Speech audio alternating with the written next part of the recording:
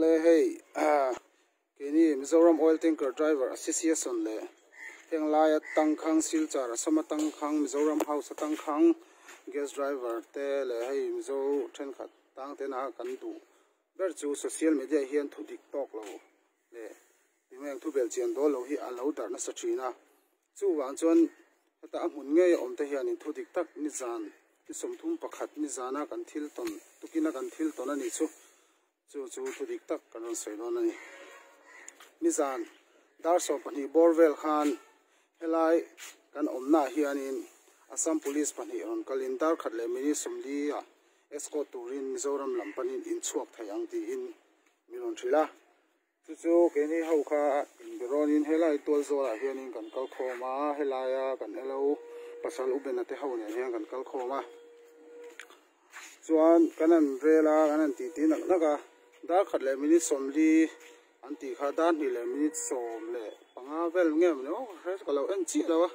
chung hun vela chonin anon thlengani Assam police min escort tu turan ti taka so aya son ti chuan ke ni helaya hian kan lo om khoma chuan min au phaya kan kal phei ta so lai ge ta sonin kan kal dan tur vel te kan an rela kan an soinak naka ke ni chuan in zana kan kal thei lo zana kan kal ngam lawa chune nga lo chuan kan ngam lo kan tia an ni lampang chuanin chuna chuan mihring mi puite an tam ve a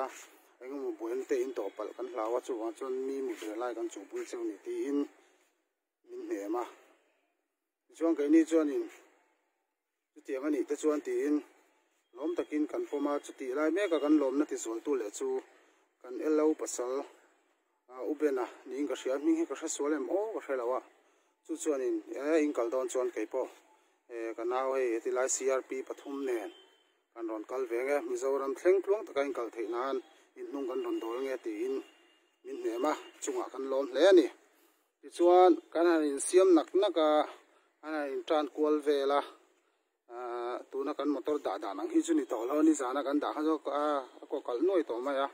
ti chuan sing da thum vela helai tang hian in kan ron chuak ani Mizoram house atang hian chuan sing da thum vela kan ron chuak kha Assam police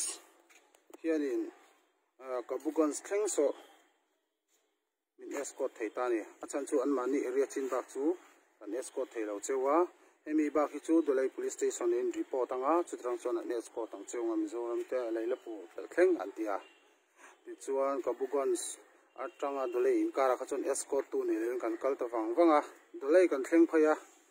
ti chuan helaya kan elo pasal ubena khanin an naw te hawan biak ti nak naka ti chuan ngai thadin kan lo oma ani pon lungai su in ho thei don en te kan lom ve ma ti chuan dar kar chan ve vel kan ha nuwa po khanan ron la chok thei lawa dolai police ho kha ti chuan ubena hianin azukal chila au si nge zukwa tu berange zukmu poi khaching lo ke phei chon ti chuan dakar chan ve la pel to anga ti a khanin dolai police station atang sonin henglaya tangkhang ho keni ho hi kan zui phele ta dam ta ne ti chuan kan kal zela leilapur kan an thlenga leilapur kan an thleng chi kha mi pui kha an lo om ve nual ani ti chuan kan an thleng kha leilapur kan thleng kha min escort tu dolai police ho kha pali panga vel an ning ka hria kara hian an kala kan thleng phei chi kha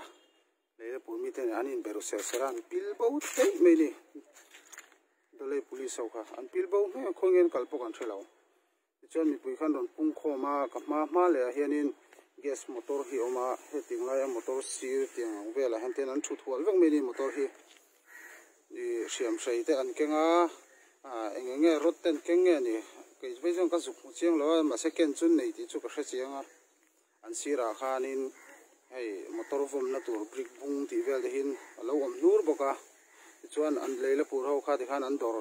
online de khan khar sap mai ani naw khoma ti khan ti chuan ka hria danin helai kan elo hianin wareng te SDO hi an phone in sa seng ro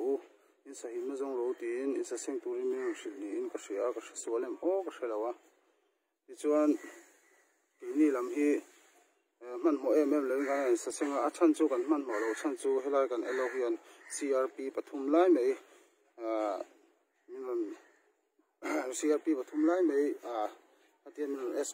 escort bây giờ khan cần tham mua ngắm mình mỗi lúc tung ngay là mình thì hàng này transfer ta thì chuan luang takin hei ti hian motor chia pom loin ke ni po him takin ti hian Mizoram House kan thleng le thei ta alom om hle ani chuanin helaya kan thil zet tu le kan thil sei chan tak tu pakhat chu hei hi nia an ni chu anin lungruala ate ber tanga liam ber thlengan an om mai mati mai tu ni tukin jing ang jing ka na khan khatiang ko pat tam kha ikting nge anom thei chu kan in zo na nia chuana pahni le na chuanin silchar SP hianin khatiang san tei re ka hanin i escort turin min ti a ti han thamon ta kal kha ani na dik taka chuanin leila purmi le sa ho mi vok ti tum ni in kan thria helai akal ho le tong te ho hian chu wang chuanin mak kan ti ve le kan dem ve le ni hi chuan mizo lai tang kham te hi chu ngei tuam kanom lawa kan motor ko hin tha pathiang khong le na zara dam takin hei hian Mizoram House kan thleng le theya helai Mizoram House kan elo pasal ubena chunga po lom thu kan sei tak me a bi kin MOT di hian lom thu sei tak me wa ei le lamani se sil charwai me lam hian kan hei lawin ti hian min tlo renga an chunga kan lom hle ani a to bera tan chuanin vai ho hi chu an mak ve na em chu khati kho patam anom tong chung po khan kanom lei kha chuanin phung vel ang nin an arei pau le phung vel ang men phung tual ti zong zong hin ne vai ho hi chu ta wang khan kan rang lamin kan ni senga jing ka te lo ni ve bok ne hian pathian zara ti lai Mizoram House sil char tlong takin kan thleng theya alom om hle ani kan in lungrol that viau hi angai ni ti he kan sei ne ka lo me